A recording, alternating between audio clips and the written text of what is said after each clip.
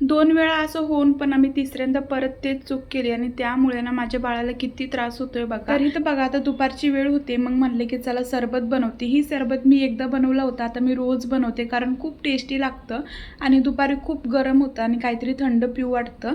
तर माझ्यापाशी ना कलिंगड थोडंसं होतं, सो मग मी ना ह्याच्यामध्ये आंबासुद्धा ॲड केला आणि खूप टेस्टी झालं होतं. दहीनी पण कुणाला ॲलर्जी होऊ शकते का? मला हे खरंच विश्वासच झाला नव्हता, पण माझ्या पिल्लूला इथं दहीची ॲलर्जी झाली होती.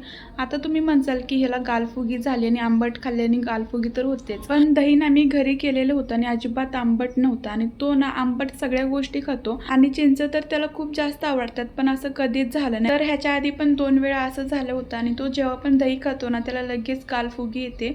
तर मी ह्याच्या आधी नोटीस केलं नव्हतं, पण ह्या वेळेस ना मी नोटीस केलं आणि डॉक्टरांना सांगितलं आणि मग डॉक्टर बोलले की त्याला दहीची ॲलर्जी असणार आणि त्याला खूप जास्त त्रास होत होता. 2 ते 3 दिवस असाच गाल होता.